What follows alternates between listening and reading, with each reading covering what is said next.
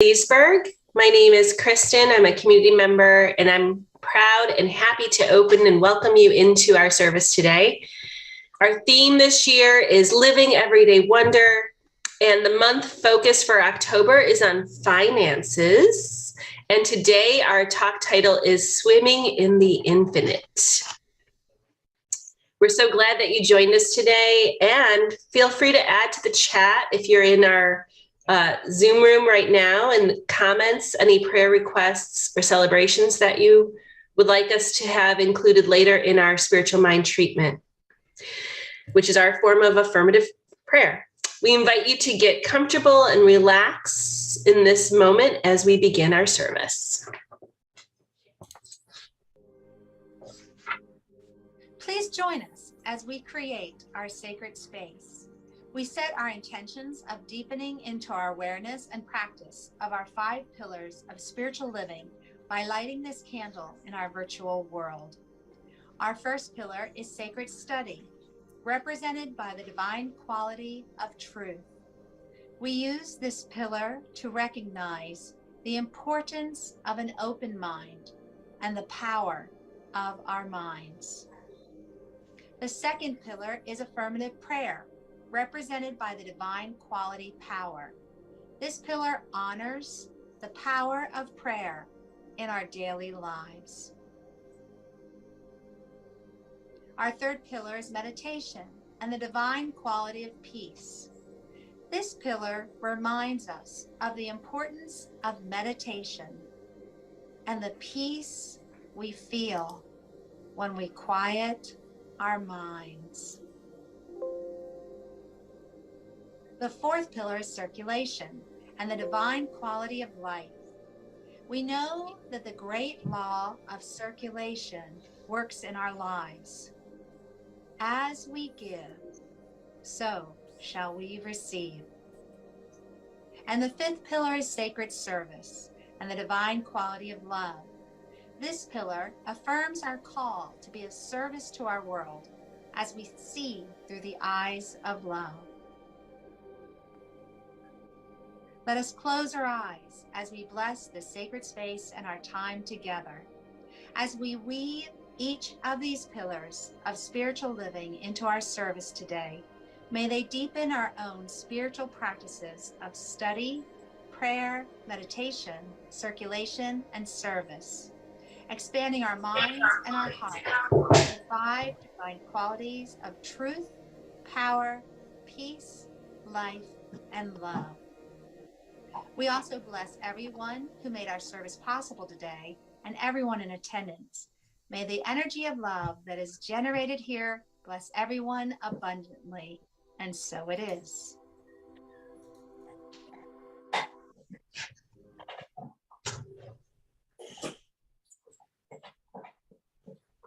All right, folks, and now it's time for our meditation. So join me and just get into a comfortable place. It's time to just relax and let your mind just go to a state of ease and peace. Take a breath in and just breathe out any tension or stress or anxiety that maybe you have within you today.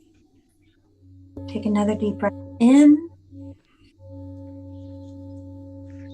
Half and minute. Out again. I'm give you Letting peace and ease just flood your lungs, your body as you inhale. And tension, any stress, worry, anxiety, just leave your body as you exhale. Make sure that you're comfortable and you are relaxed. Now begin to become aware of a beautiful, warm, golden light. Perhaps you can imagine being outside on a sunny day when the sun is just beaming down upon you. Or maybe You can picture a stage light that's just shining, shining, shining down on you. Any kind of bright light that helps you just to visualize this strong, bright, golden light that's just shining, shining down on you and covering you. It surrounds you almost like a blanket. It is warm. It is familiar. It is the divine. And now allow this golden light not only to cover your body, but enter your body. And it starts out at the very, very tip of your head. Enters your body there. And it just goes inside your head. It just floods everything within your head. It continues to move down to radiate down to your neck. It fills up your shoulders, travels down your arms to your elbows. It keeps traveling down to your hands. And you can even feel it in the very, very tips of your fingers. Now realize that this glowing, warm, familiar light is also traveling down your spine, filling up your chest and your abdomen, your hips. And it travels down, and it's flooding your legs, your knees, your calves, your feet, and even the very, very tip of your toes. You are completely surrounded by this light and filled by this wonderful, divine, golden light. You can feel it in every organ, every muscle, every cell from your body is just glowing, radiating with this creative, restorative, powerful energy. And notice that everything in your body is just bright, glowing, and how it outshines and overpowers any false beliefs that might be dwelling within, thoughts that there's not enough, or that you're not good enough, or that something is not possible. This light just chases those shadows away. It dissolves them with its powerful, powerful light. It just shines and overpowers those thoughts and replaces them. You now know that everything is possible. And you are good enough. In fact, you are perfect. Just like the blades of grass, the grains of sand, the raindrops, the snowflakes, the leaves, there's just abundance. And each and every one of them are beautiful in their own way. Just as you are beautiful and perfect and whole, just as you are. You have all that you need. You are blessed. You are loved. You are filled with this wonderful light. And this light doesn't go away when this meditation ends. You carry this with you each and every day.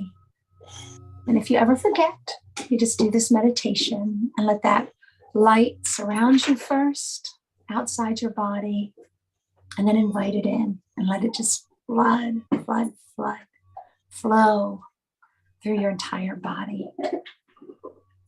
Take a moment, enjoy this wonderful feeling of peace. And then ever so slowly, because we have wonderful things that we have to do today with our service, join us. Open your eyes, wiggle your fingers, wiggle your toes. And let's get ready for some music with Leah. Good morning, everyone. This is a chant by Meredith Buck. that I understand came to her in a similar state of meditation by the Eel River. Lay yourself down in the rocks now. Let your body down in the river. Listen for the drumming on the other side. Lose yourself in the meantime. Lay yourself down in the rocks now. Let your body down in the river. Listen for the drumming on the other side. Lose yourself in the meantime. Listen. Let the river be your guide. Let the water decide. And lose yourself in the meantime. Listen. Let the river be your guide. Let the water decide. Lose yourself in the meantime. Lay yourself down in the rocks now. Let your body down in the river. Listen for the drumming on the other side. Lose yourself in the meantime. Lay yourself down in the rocks now. Let your body down in the river. Listen for the drumming on the other side.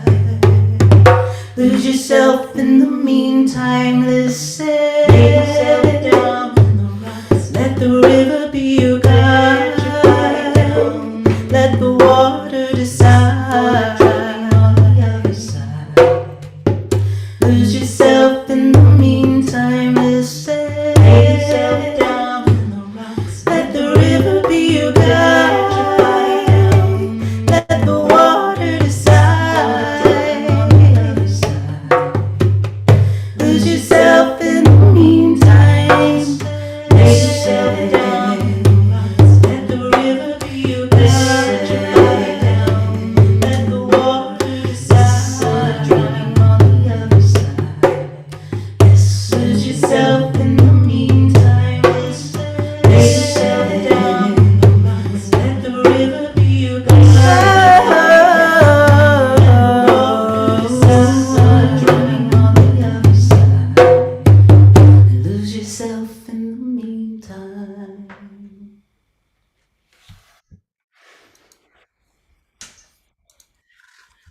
Whew, that was so amazing. I could have gone, like I say, I could have had another 5-10 minutes of that, and that would have been service, and it would have been good service. Lay yourself down and then listen for the drums, and then the drums join. Ah, Leah. Tamara, thank you for that meditation, the light, the golden light, just knowing that it's flowing and it's healing. It's just such a good reminder of who we really are. Such a good community with Kristen's opening, and this is just wonderful. And guess what this month's topic is? As Kristen already mentioned, it's Living Everyday Wonder, finance. Am I right? I mean, of course, finance. Now, when many of us come to think about finance, especially in a church environment, raise your hand if you're kind of triggered. Anybody triggered? Don't be, it's okay. Because this month, we are going to take the 5 Sundays of October, and we're going to talk about the 5 steps of treatment. And we're going to relate those to our finances. And I love this because knowing how treatment works, we know that Ernest Holmes, the founder of our teachings, created a scientific way to pray. Now, he doesn't just call it prayer because prayer can be a little unstructured. And depending on your state of mind, it could come out like a beseeching, like a begging, like a bargaining. Have you been there? Have you, maybe after a long night of maybe unenlightened choices of beverages, there you are. Anybody who's been to college gets this. You're in front of the porcelain god and you're praying to the one that you think is in the sky, and you're like, God, if you could just take away this hangover, I swear I'm not going to drink it, and of course next night you're just, but the idea is sometimes depending on where we are, our prayer could look different. We're either begging, pleading, bargaining, asking. And so what I would like to do is remind you, Ernest Holmes said that even Jesus Christ told us in the Bible, he said that the way you pray is to believe as though you already have it. Believe that it is already so. And so Ernest Holmes said, let's do a 5-step prayer where the first step is to recognize that God, the universe, the divine impulse that is in and as and through all creation, that's all there is. It's all God. And that we are to stay in that step until we know for sure that there can be nothing else other than, separate from, outside of the divine. And once we're clear about that, then the other 4 steps will take us through identifying ourselves as part of God and then claiming that which is our birthright. Because again, did I mention we were part of God? We are made from and with and we're still inside God. It's all from that first step that everything else emerges. And so I get to talk to you this week, the first Sunday of 5, about this first step and only this first step. I get to remind you of the abundance of the nature, the abundance, I want to say it right, the abundant nature of the divine. In other words, God's not broke. That's what we say in, vernacular of colloquialism. Listen, God's not broke. Don't believe me? Well, I found a wonderful YouTube video that reminds us of the abundance of nature. And feel free to take the word nature and replace it with God, because a lot of people, when they move away from the dogmatic approach to religion, the word God is even loaded and it is triggering. So they'll change it and say, instead of God, it's really nature, or they'll say it's life or the universe, whatever word you want. Let's look around us and get our hints from the nature of the divine. So let me share that screen right there. Here we go. And I'll blow it up and make it big. Check this out.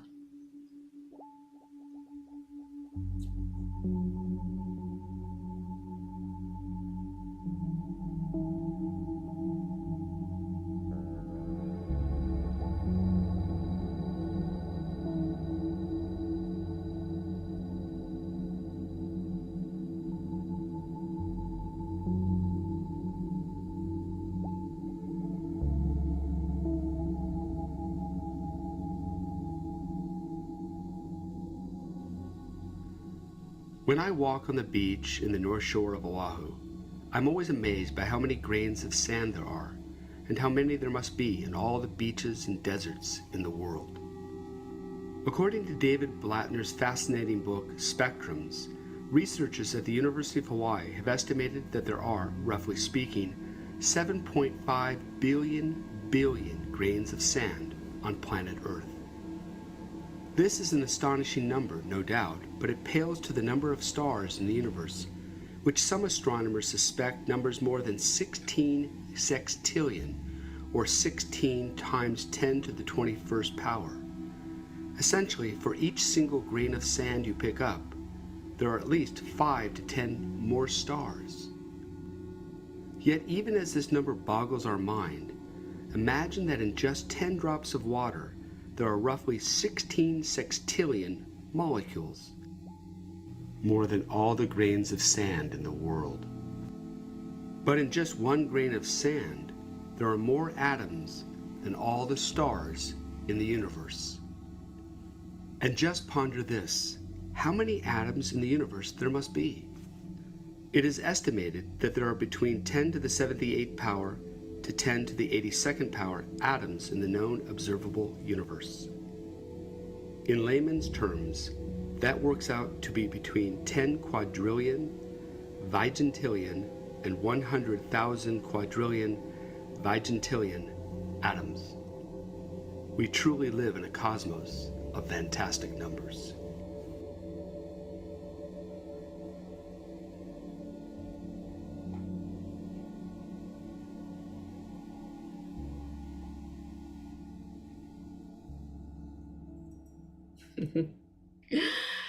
Am I right? I mean, God's definitely not broke. And think about the numbers, the pure numbers, the abundance that is. If you just look out your window, you see all the leaves on the tree.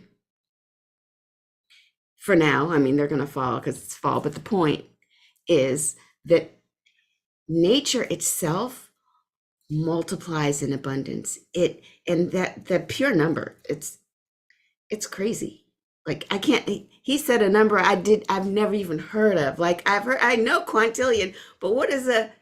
He didn't say bazillion, but it's like he might as well have said bazillion, giga something. And I will share that video in the chat because oh my gosh. So I need you to know that the divine has placed us in an environment with so much diversity and so much multiplicity that it is impossible for us to naturally want for things naturally. Now, I know that we were raised in a family of conservative spenders, perhaps, and that maybe we learned to be in a scarcity mindset. Maybe our scarcity mindset has engendered a feeling of uncertainty, and maybe a sense of hoarding has ensued. Perhaps the bank account is more important than the comfort in our lives. Perhaps what we've done is we've decided that there are limits, that we should not reach too far, go for things because of the uncertainty makes us cling to what we have out of fear that it might be taken away and out of projecting a future of want and limitation because we were irresponsible, we might call it, with our resources today. And what's very strange about that is that when we focus our minds on limits, guess what we bump up against? Limits. Because it's not really that strange at all. We were taught, Ernest Holmes and the other New Thought teachers, they're just pulling from ancient wisdom. They found that what you think about and what you focus on, what you meditate on becomes real. It becomes outpictured in your life. And there's that trajectory that it's an old saying, but it's repeated in many traditions. It's watch your thoughts because your thoughts become your words, and your words and your thoughts and your words become your deeds, and then your deeds become your character, and then your character becomes your destiny. It all started with your thoughts. What are we contemplating in our lives? So the scarcity mindset is not one that sets us up for success and for receiving what we believe and know is our birthright as human souls having its experience on this earth. It sets us up for pain, for hoarding, and for self-preservation.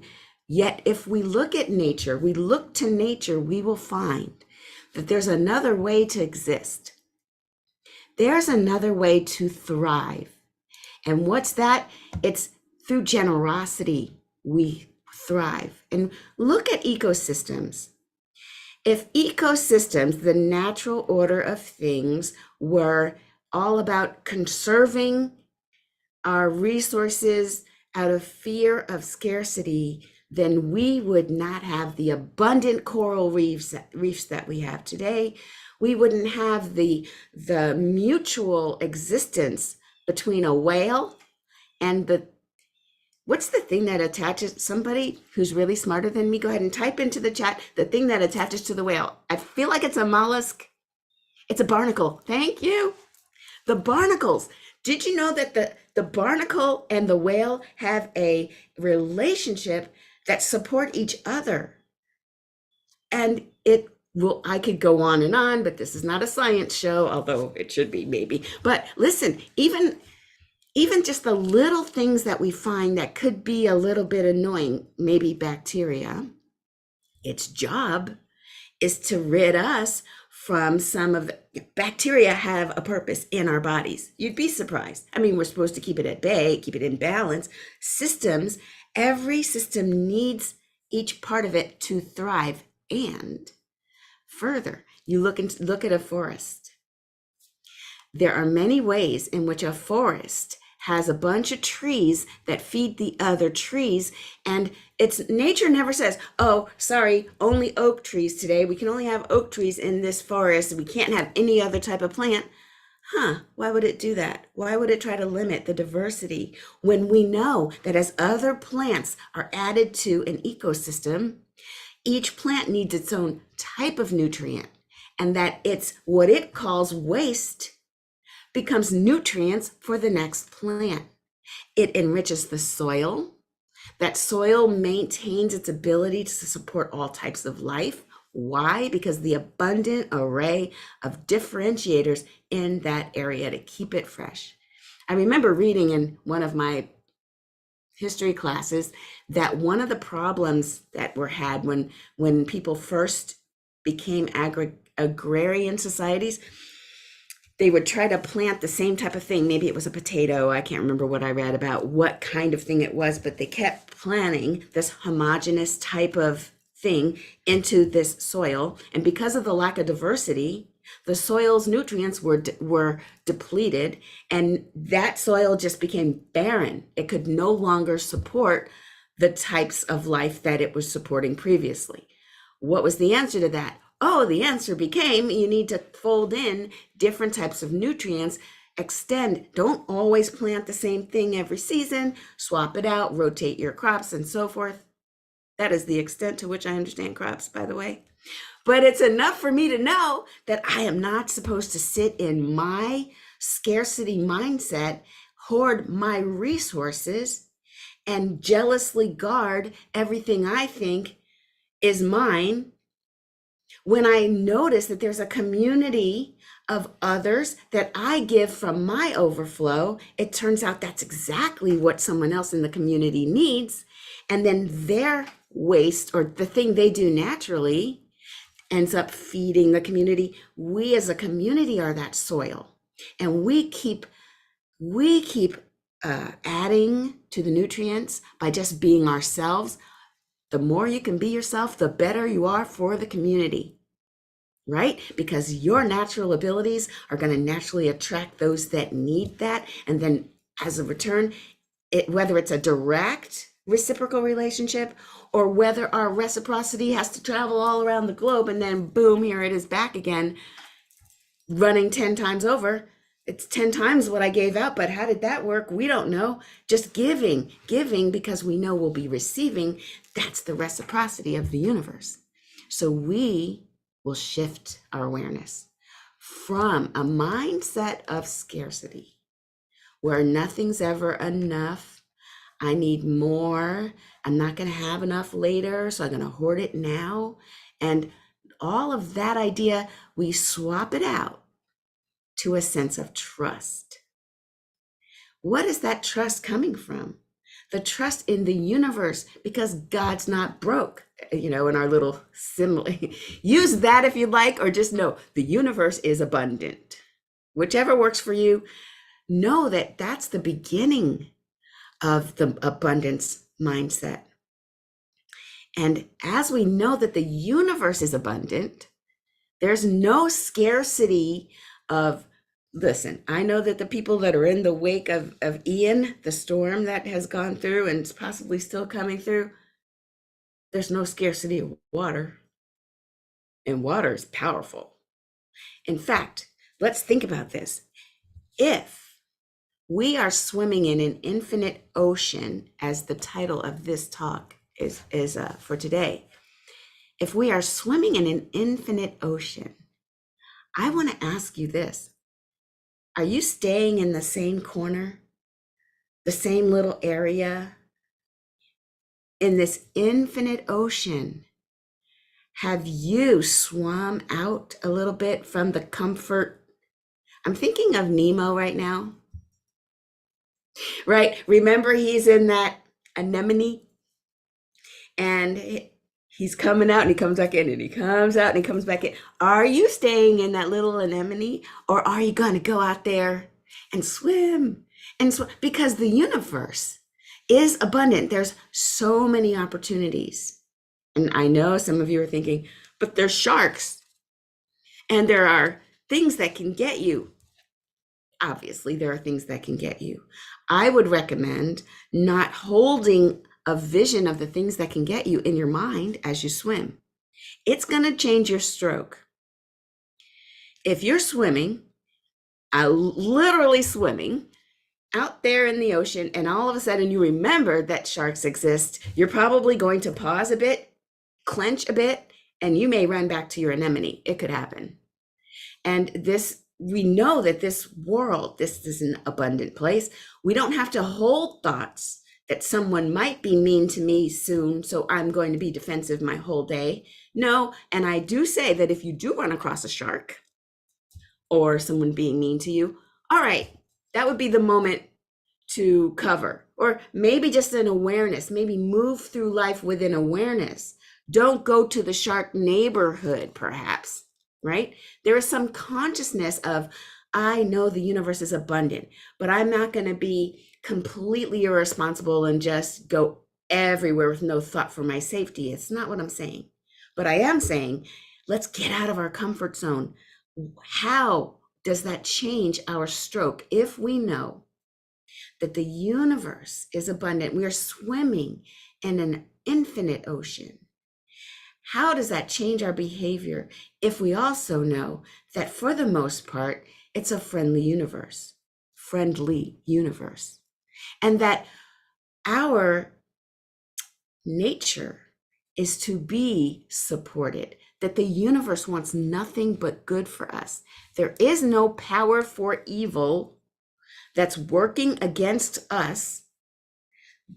There is no separate power of evil. I want to repeat that. A lot of us grew up in churches where they treat this so-called devil as if it were equal to the divine, and that as if they're fighting each other all the time. And oh, the devil got me today. Ooh, the devil's busy today. There's no such thing as an external force for evil that's going to come get you. Okay, so that already might take you out of that little anemone. You might poke your head out a little further, see what's going on. There's no force for evil. And you might say, well, Shar, then where does evil come from?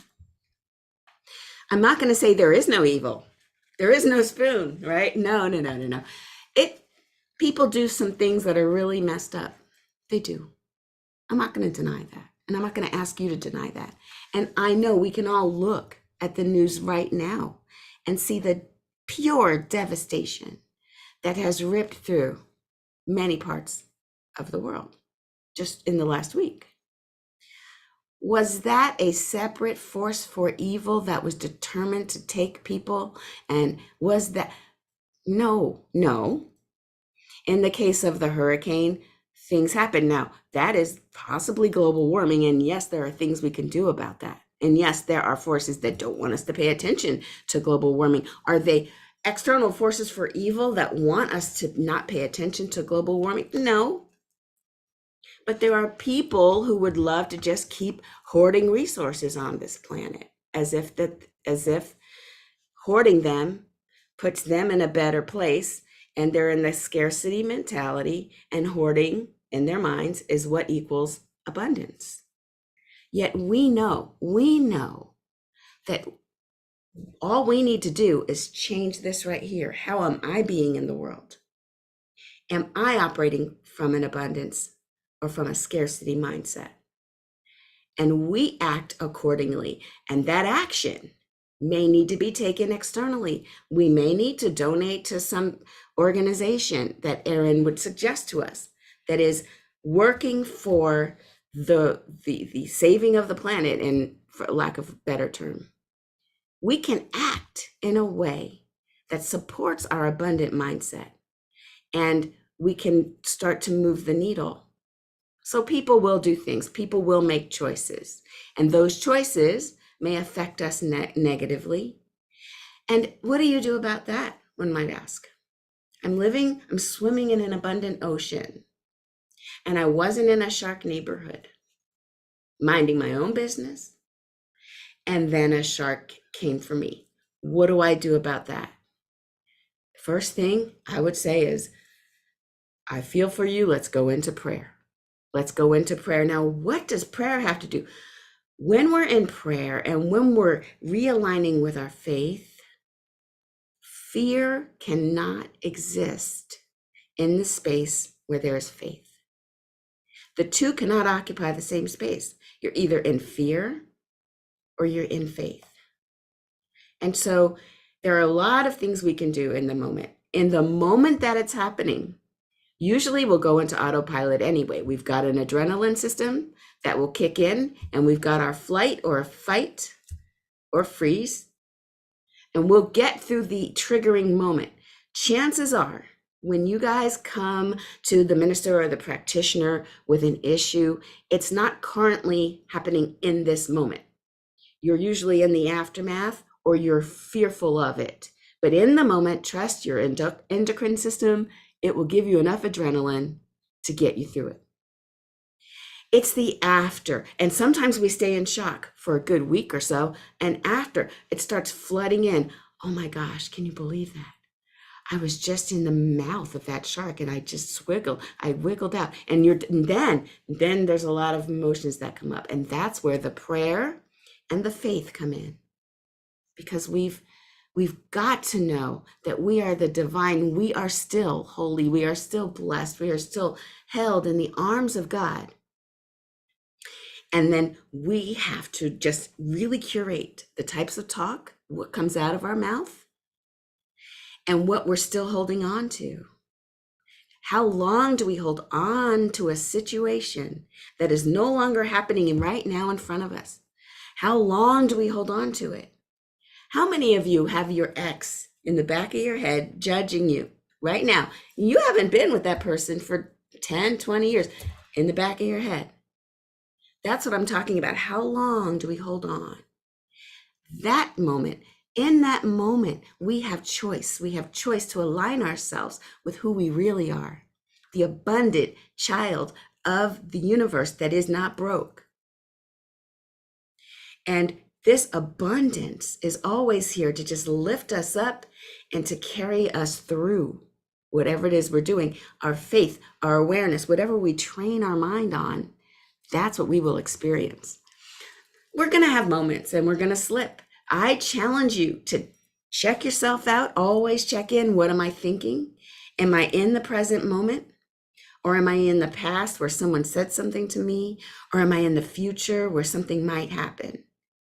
The agitation usually comes from remembering something horrible in the past or anticipating something horrible in the future. So checking in with ourselves, number one. And then if you have any mantra that you say, I told you mine last week. I am one with the life of God. I am well and strong in mind and body. And as I listen and focus on those words, that brings me back to the present, and it speaks into truth what it is I know about me. I'm one with the life of God. I am well, I am strong in my mind and in my body, and I watch those fears flee. So we have to keep an eye on where we are, keeping ourselves right here in this present moment and remembering we are divine. We are part of this abundant life. Now, for your homework this week, all I need you to do, it's really tiny because this is just step one. The treatment, step one, just knowing that God is all there is, the universe, the presence of the divine is all there is. There can be nothing outside of it. and it is good. Okay, that's the second part. So I need you to notice this week, how many times do you see or hear or vision something about abundance? I challenged myself as I was preparing this talk, and immediately I watched Trevor Noah, my favorite, night talk. He says, how many ants do you think there are on the earth? And I'm like, here it is. If you listen for abundance speak, you're going to hear it. That's your homework. And it turns out that there are 2.5 million ants per person on the planet. Somebody counted. So think about it. For every single person on the planet, there's 2.5 million ants. Abundance. I mean, I don't want them here in my house, but I get it. You do you, ants. That's really great. So listen this week for abundance. Even if it's, wow, that's a lot of water. Look at the amount of water that went rushing into that city. And don't judge it. Just look for abundance. Deal? All right, let's go into prayer. Knowing that there's only one, that one is the divine, living and moving and having its beingness in and as every bit of its creation. We are all swimming in the ocean of the divine. This infinite presence is not only all that we can see, it's everything that we cannot see. It is not only all that has been manifest, it is also that which has not been yet manifest. The universal spirit, this divine energy, is that field of everything that can be, that is, that has been. There's no spot where the divine is not. Just think about that. You can't get away from it, nor would you want to. Divine energy is in and as us, even down to the smallest atom, smallest quark or muon, smaller than that. It's everywhere present, and it is good. Therefore, I know that I am part of this divine. I am swimming in the divine, and so is each and every person within the sound of my voice. That means that all of the good, all of the attributes of universal spirit are present in everyone. Unmanifest, perhaps, each and every one of us are one with the divine. So I speak my word in this moment, knowing that wherever there is a sense of dis-ease, whether it be in the Indonesian area where there was the soccer trampling, I don't know how else to say it, where many people suffered there, whether it's in Florida, where they are recovering from Ian, whether it's in the Ukraine, even in the Russian side where there is a conflict, whether it's in Afghanistan, anyone facing anything unlike the peace, the harmony, the well-being, the wholeness, wherever there is an appearance of a lack of these things, I speak my word that even now, the divine pattern is emerging. That even in the midst of this chaos, what is gathering is a higher sense of order. And that unfolding right there is the intelligent organizing principles of divine energy. Because there can be no spot where God is not right there in the midst of any dis-ease, any misalignment, whether it be financial or health or in friendships, love. I speak my word that everything is working out and lining up to be better than it was before. And I know that this is already done because this is how the law works. We speak it into the law with the confidence and the energy, knowing that as I speak it, I'm speaking with the authority of the one that imbues us all. And so I simply release my word into the law, knowing that it has no choice but to unfold in its way, in its own way, in its perfect timing. And I let it go. And so it is. Amen. Ashe. Leah. Thank you so much, Sharon. It's always good to be reminded. I've put the lyrics to the chorus, the refrain of the song, into the chat if anyone is interested in singing along. It's a song by Emma's Revolution, specifically by Pat Humphries. It's about swimming in the abundance and still trying to understand what that means.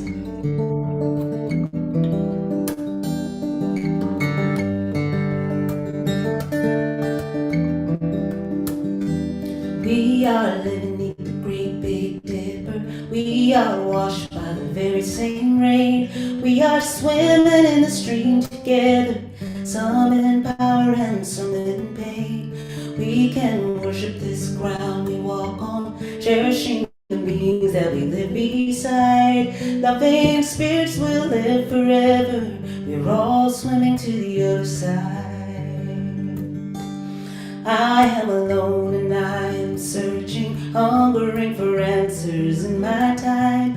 I am balanced at the brink of wisdom. I'm impatient to receive a sign. I move forward with my senses open. Imperfection may be my crime, but in humility I will listen. We are all swimming to the other side. We are living beneath the great big dipper. We are washed by the very same rain. We are swimming in the stream together, some in power and some in pain. We can worship this ground we walk on, cherishing the beings that we live beside. Loving spirits will live forever. We're all swimming to the other side. On this journey through thoughts and feelings, finding tuition will be my heart. I am gathering tools together. I'm preparing to do my part. All of those who have come before me band together and they are my guides. Loving lessons that I will follow as I'm swimming to the other side. We are living in the great big dipper. We are washed by the very same rain. We are swimming in the stream together, some in power and some in pain. We can worship this ground we walk on, cherishing the beings that we live beside. Loving spirits will live forever. We're all swimming to the other side. And when we get there, we'll discover all of the gifts that we have to share have been with us since life's beginning, and we never noticed they were there. But we still balance at the brink of wisdom, never recognizing when we've arrived. But loving spirits will live together, so we're all swimming to the other side. Let's sing that chorus together. We are living beneath the great big dipper. We are washed by the very same rain. We are swimming in the stream together, some in power and some in pain. We can worship this ground we walk on, cherishing the beings that we live beside. Loving spirits will live forever. We're all swimming to the other side. Loving spirits will live together as we're all swimming to the other side.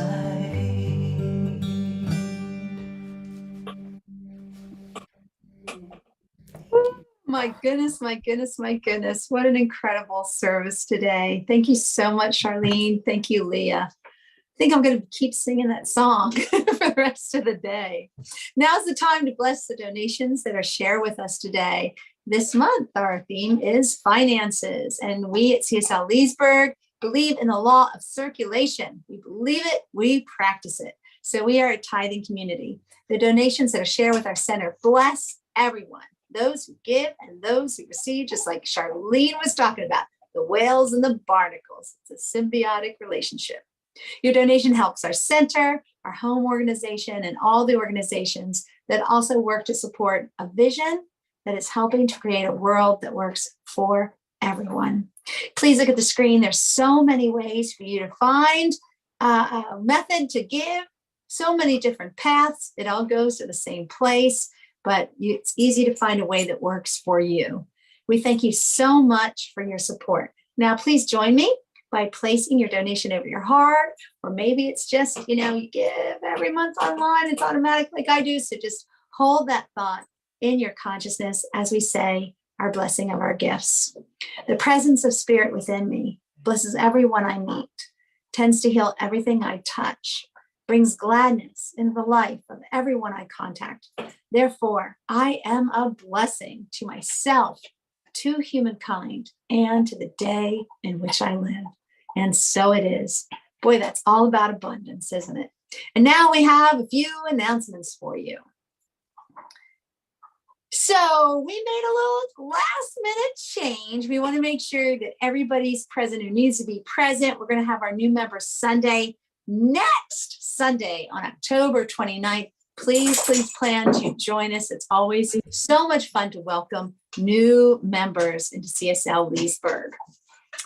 And we have Dream Study on Tuesday at 9 a.m. Please join Charlene as she meets with friends and interprets dreams. And sometimes we just need somebody to help us out. They give a new perspective, something that we can't see because we're just too close to it. So they have that distance, that perspective, and they help each other interpret their dreams. That's on Tuesday mornings at 9 a.m. And we did this yesterday, guys, and it's not too late to join if you're interested. Holy cow. The things that I learned, even though I'm co-teaching with Charlene, just resonated with me through the day and inspired me, gave me a new perspective. So this is on Saturdays. We meet at noon Eastern Standard Time, and we're just getting started. So if you haven't joined us, please consider it. I tell you guys, even when I'm teaching, I'm still learning, and it's so wonderful to get this new perspective of all the goodness that's coming our way. All right, folks, unfortunately, it is time to end because it's just that time. If we could, we'd go on and on and on because there's so much to share. If you can stay and share a little bit more with us, please do. We do our pearls. We talk about the service, what really resonated. Guys, we saw an amazing video that Charlene shared. I know we're going to be talking about those incredible numbers. And a little teaser, I've got a video that I want to share with you too, because it just ties in with today's message. So if you have to leave us, we send you off with our blessings as we do our closing affirmation. You ready? Put your hands over your heart and join me. Turn on those mics. Join me in saying, I am love. I am love. Now look at somebody maybe in the room with you or just somebody on the screen. Anybody maybe. Maybe you want to send a little message out to those parts of the world that really need this reminder. And join me in saying, you are love. You are love. Thank you. Thank you. Now put your hands up because it is all about abundance and it's all about love. Here we go. All those numbers. It's all love. It's all love. Woo-woo. And divine energy and stars and grains and sands and all that stuff. Oh my gosh, abundance. We send you off with our love, like I said. And if you can, please stay and join us for a little bit more. Thanks again.